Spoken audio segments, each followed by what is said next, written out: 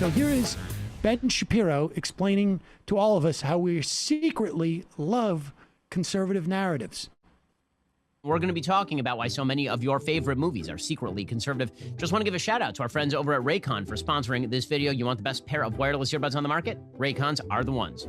Hi, I'm John Krasinski, and I'm hosting SNL with Machine Gun Kelly. Big week, huge week. But no pressure, though. You better be funny. Who doesn't love John Krasinski? It makes sense. There's lots of love about John Krasinski. People love The Office. Everybody loves Jim. And of course, he made a delightful little at-home news show that went viral during the pandemic. He's the type of dude that seems to resonate with Americans of all types. I think one of the reasons why people like him is because of the not-so-obvious conservative values in some of his movies, particularly in A Quiet Place. And that got me thinking about some other Hollywood projects that have some kind of sneaky, under-the-radar conservative qualities that happen to be widely celebrated by the left, unintentionally. I'm going to show you what I mean with a few really recent movies. The endings of these movies are the parts that best exemplify the values. So I'm just warning it out. These are big spoilers for all of the movies we're about to discuss. Pause. On Krasinski, like the conservatives like him because he loves the troops, and he does like Jack Ryan press gambits talking about how much he loves the troops and how great it was to talk to like the CIA in like doing that movie. That's why he. Oh, is that what it is with him? Yeah, I thought they liked him because he's a handsome guy and he was on The Office.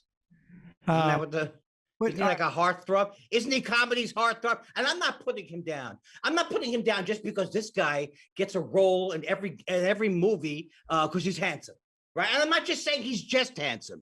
He has a depth to his acting roles that are he gets down deep, but he's not cast because of his secret conservative values. I'm just going to go out on a limb right now. All right. Well, let me tell you that. Let's start with this. Did you watch Quiet Place? Did you see this movie? No, I didn't see that movie, but is it, I did actually. Oh, is that the movie that had conservative values that I didn't realize were in the movie?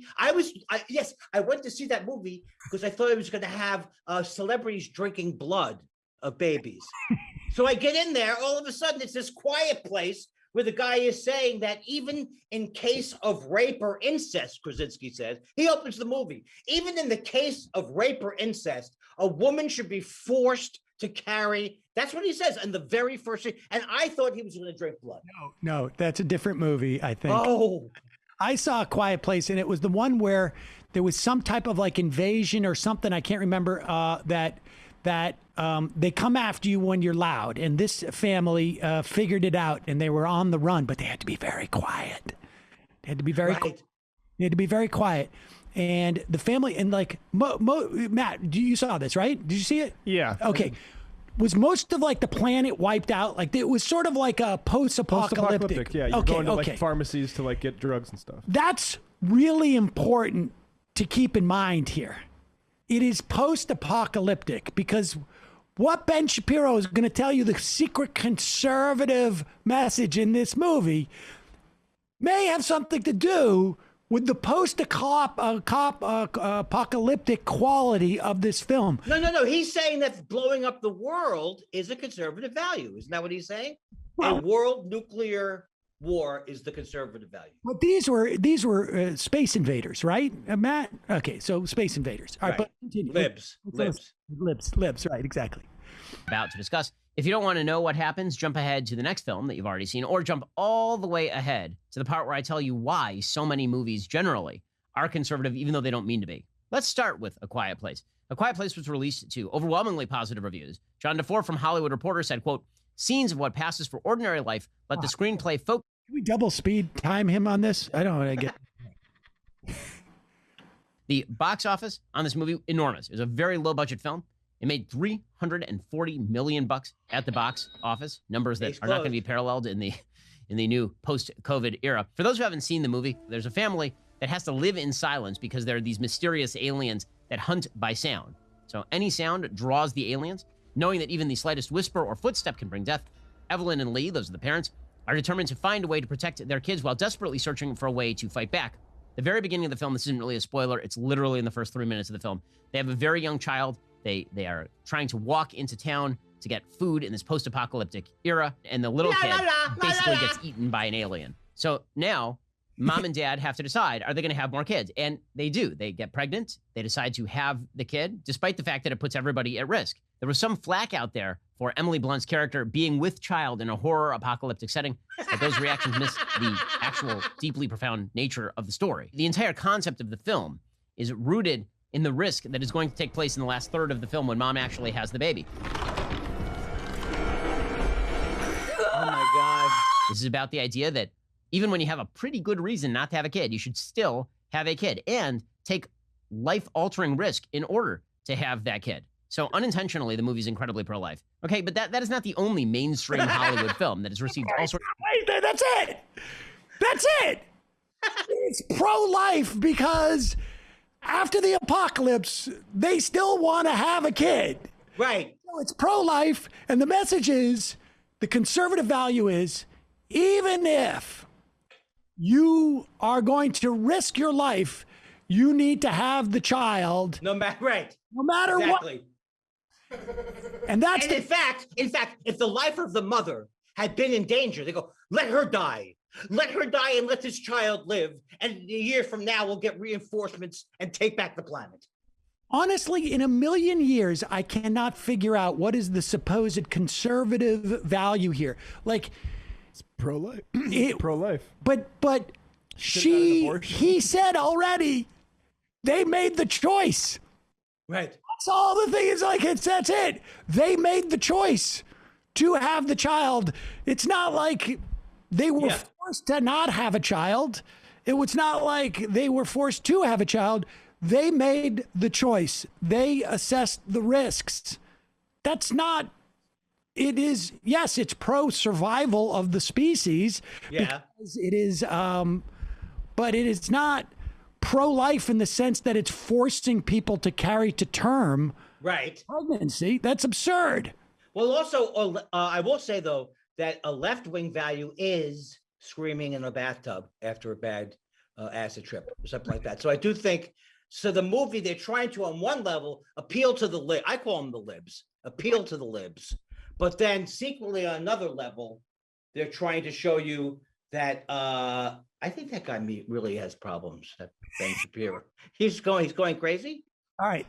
I will have to make an admission now. You like him.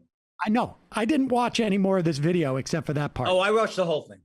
Okay. So I don't know what the next movie is, but let's play it. I couldn't. I saw that. I was like, oh my God, if the rest of this is anything like that, we got to do this with Andy. So let's. Should we do the next movie or should we do like message at the end? Well, let's do one more movie, then we'll do the message at the end. Well, first of all, I'm learning. Thank God I'm learning about these secret values that I was previously not aware of. Absolutely. It's about time. Only mainstream Hollywood film that has received all sorts of critical plaudits and is actually pretty conservative. Hey, how about Soul? So Soul just came out. This is the new Jamie Foxx Pixar movie. The film is about a New York jazz pianist named Joe. He suddenly finds himself trapped in a strange land between Earth and the afterlife when he falls down a manhole and apparently dies. In trying to hold back his own death with whatever it takes, he ends up stumbling into the great before in a magical reinterpretation of life beyond Earth. There is a system where unborn souls exist. These unborn souls have value. They've existed well before childbirth. This is where new souls get their personalities, quirks, and interests before they go to Earth. They're given a spark, which is a passion, as the final touch. And then they are placed into human bodies. Life exists both before and after life. And before a child is born, there is life. And before and after people die, there's life. These are extremely religious and conservative concepts. There's no way to watch Soul and go, okay, yeah. And then if you believe that the soul is implanted in the Pause it for 1 second. Now, I want to confess, I have not seen this movie yet. I imagine it sounds like a movie that Saul and I will be watching very shortly. But is it arguing that life exists through, like, what is the period in which you're alive called if it's all life? Isn't it saying that the spirit is alive eternally? Right. But what's the difference between that period of time when you're born and you die? Yes. Doesn't there have to be some distinguish? Well, I think you're not getting the fact that Ben is not, he's not a scientist, or he's basically expressing the truth of things, even when he's saying horribly untrue things. From a science, I'm talking it from his perspective, because if that interrogum period when you are alive is irrelevant to life, then I don't understand what the issue is in the first place. Right. Well, I I have to say though that think when people use animated films in this way, it's pretty hard to argue with. tricky. It's a little bit tricky, but aren't we talking about spirit? We're not talking about life. No, yeah, About yes. soul or spirit. It's not life. It's literally can't be life. Then there's no non-life. Is every one of these about like how the conservative actually means just pro-life? I Well, don't they know. just anything that has life in it. It was rude for me to interrupt. All right, let's continue. Let's get, Body of the fetus from conception, which presumably is what's happening, that if you believe that's what's happening, that you should go ahead and have an abortion. It's a very pro-life film. People who have made it, I'm not sure. back it up. Wait. I need to see where he's going with this. Go ahead. Okay, yeah. And then if you believe that the soul is implanted Before that, just a little bit more. Okay, right there. value, they've existed well before childbirth. This is where new souls get their personalities, quirks, and interests before they go to Earth. They're given a spark, which is a passion, as the final touch. And then they are placed into human bodies. Life exists both before and after life. And before a child is born, there is life. And before and after people die, there's life. These are extremely religious and conservative concepts. There's no way to watch Soul and go, okay, yeah. And then if you believe that the soul is implanted in the body of the fetus from conception, which presumably is what's happening, that if you believe that's what's happening, that you should go ahead and have an abortion. It's a very pro-life film. People who have made it, I'm not sure realize that, but it just is. My Arrival. favorite part. They don't even know. They don't even know that they're making a pro-life film. I would have to say that if you Not believe pro-life. that the soul and life exists before and after, before you're born and after you die, then what possible difference could it be? Right. The soul even exists if someone decides to abort a fetus that they were based on rape. There's still life. Forget about rape or danger of the way that he is describing this. It almost seems like he's advocating. He's almost like pro-murder, even after. According to him, life is completely the period in which you're born and die is completely irrelevant to your life. Right. And so therefore, why would there be even any type of inhibition about killing anybody, according to him? Well, also in that movie, there is the way they pour out those souls. There is some. I spoke to a creationist, and there is some truth to that. The way that's depicted in that movie, they do kind of pour the inject soul into a thing. personality into the soul, and the soul gets implanted into the. I see, but I mean, if there's no death, if death does not exist, I mean, I don't understand what the issue is, even with murder, which I understand apparently is they're pro-life. I mean, I don't understand. How can you be anti-life if life exists eternally? You know, the thing a lot about, there's a lot of things that Ben says, you can't allow the lacks in logic and the defects. You have to let it resonate with your heart. And his heart is to make as much money as he can off of right-wing racist people. Okay, let's continue on. I can't believe how duped those makers of that movie were, though. No, they don't even know. They had no idea.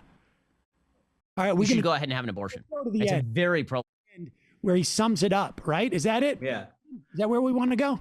He goes through some other movies, but I have no idea what they were because I couldn't. I like when he looks down, knowing that he doesn't have an idea in his head. He's kind of looking around his brain to see if he can find something. Every movie that you see that has a hero overcoming obstacles, that is about a person who is acting with some form of durability and integrity in the world. And these are all conservative values. They do not hold up to integrity. World War II, like World War II. Conservative values, durability, and integrity. It's like a freshman creative writing class where you're just doing free association. It is. I mean, I would pay a significant amount of money to see, to like, put this guy at like, put some, have, I don't know if there's any truth serum out there to find out if he actually believes that like durability and integrity are conservative values as opposed to like their values, period. Yeah, no. Like, yeah, it wasn't durable for, let's say, union people to get their heads clubbed in and fight for a union. Or integrity is not walking away from a couple of bucks because you don't believe that the most important value is accumulation of money. That's not. And you remember how the libs wanted to walk away from Hitler? They said, forget it, everything's fine. The libs never want to, they never fight. The libs, I've looked at the libs value book, and it says that you should have no values. It says right in the libs book. Classic lib value of disposability. But let's continue here. I'm curious what else is going to be conservative value. A person who is acting with some form of durability and integrity in the world. And these are all conservative values. They do not hold up to left-wing scrutiny. In fact, even the most left-wing films you've seen are built along these lines.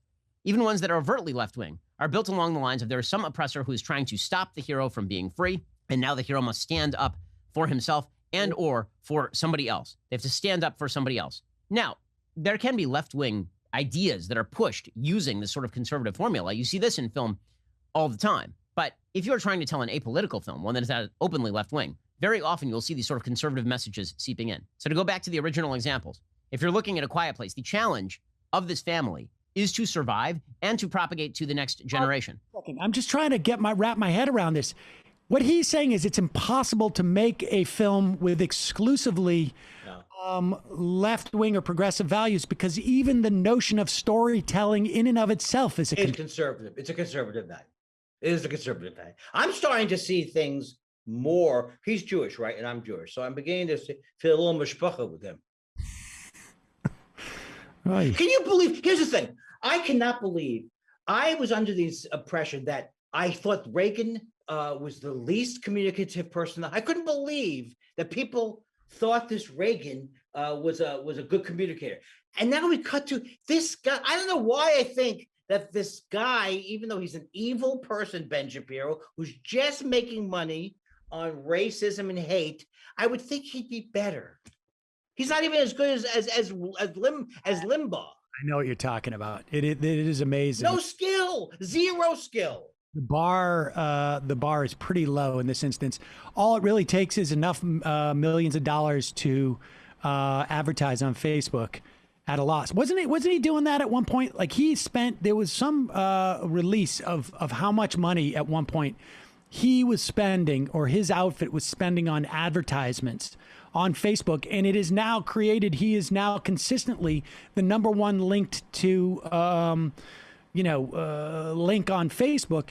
And I think it's because they spent millions of dollars on advertising to establish him. I mean, look, you see that in the YouTube world, someone could build an audience, like affiliated with, let's say, some big outfit. I don't know, like TYT. Like, for instance, if I had a TYT show, a Young Turk show, and I got, let's say, 700,000 subscribers, and then I stopped working with TYT and I went out on my own with that subscriber base, I'm not going to lose it. I've built on that. And that's what I feel like, on some way Shapiro did that, but with just the huge expenditure of cash. But let's continue on because I'm fascinated by this. You have to protect them. Promise me. You will protect them. If mom decided to have an abortion, she and dad are not the heroes anymore. She and dad are just victims of the situation, right? If you go back to Arrival, if the heroine of the story knows that she is going to have a child, the child is going to suffer and die, but she decides not to go through with it, then she's no longer the heroine of the story. She's just somebody who's a victim of circumstance. It is the challenges in life that cause us to rise above the challenges in life, right? That is the power of the myth. That is the power of the story. Oh my gosh, Joseph Campbell. Go back. There's this thing where he says, like, yeah, if you overcome obstacles, that's a conservative thing. Yeah. Like, even if you're capitalism. Right. Exactly.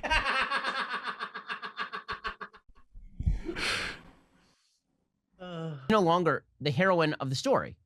She's just somebody who's a victim of circumstance. It is the challenges in life that cause us to rise above the challenges in life, right? That is the power of the myth. That is the power of the story. And to do so with virtue. Right? So all of that has to be upheld in story structure. And that is why you see so many films that are purportedly left-wing that actually are not as left-wing as the creators would want them to be. And if they ever figured this out, then they would be a lot less insulting about conservatism, considering that virtually all of the hallmarks of the films that they make are rooted in conservative ideas about the world, about morality, about decency, and about self-control and free will. I want to know what you... If you were... Oh, I'm sorry. I lost my thread. So when Galileo said, hey, maybe we're not the center of everything, right? And the church basically said, we're going to lock you away for doing this. He was being very conservative, and they were being the libs. I'm amazed that everything can break down into these categories. That's the thing. This correctly? How does that work? Overcoming stuff. Wait, what is it? He always sneaks in stuff. He goes like, and of course they're breathing and eating food, which is a conservative value, but they don't mention circumstance. It is the challenges in life that cause us to rise above the challenges in life, right? That is.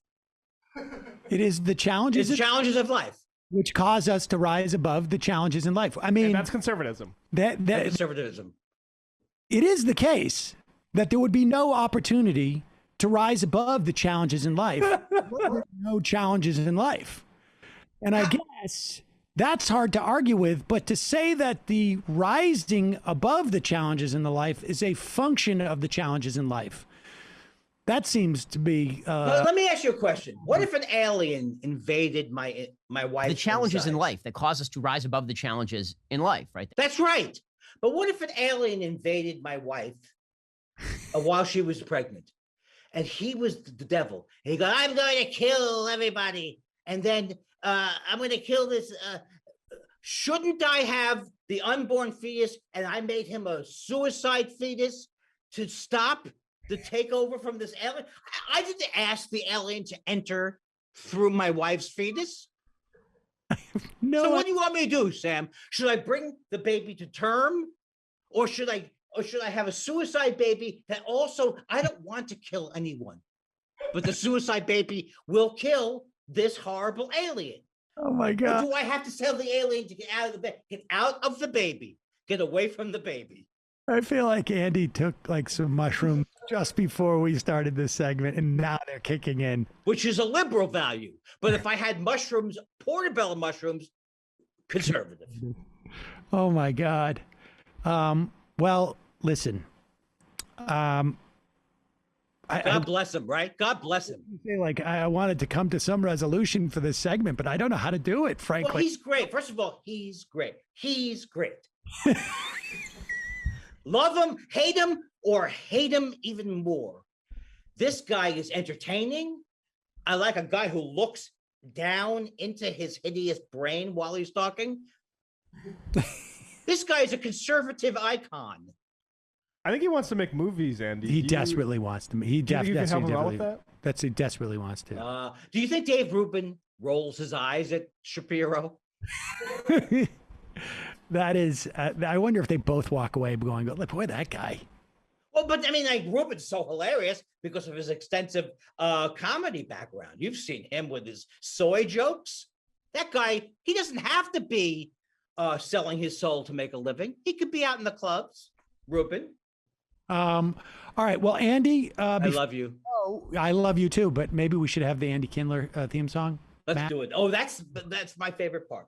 Matt is like, he's using this whole excuse about having to sit at two different tables at the same time. With a Jew like Andy Kindler, this is going to be your outro song now. Wrong. His ancestors wrote the God Bless America song. But your Obama I didn't see that picture Andy of you as Elvis. Obama can oh my God, that's amazing. Yeah, Andy Kindler. That's you as .com. No. You made me laugh so Andy. hard. I had to break home. Let's and Andy Kindler. words to learn. Andy, always a pleasure. I love you so much, Sam. Love you, Andy. It was great. And thank you, everybody. And I'll see you. I can't. touring? Close week. Going out? Are you touring? What are you doing? Oh, don't forget to listen to my podcast, Thought Spiral. I'm not touring yet. I'll be performing locally. Hence, the humor's still available. I may never go out again. There you go, ladies and gentlemen. Well, Andy Kindler, if you do not go out anymore, we will bring people to you. Please, oh, that would be good. So much for being with us today. Oh, excuse me. Sorry. I was just finishing my lunch. I ordered the Crowder. It was really good. Hey, don't forget to subscribe and to hit the like button. Thank you. Can't do it without you.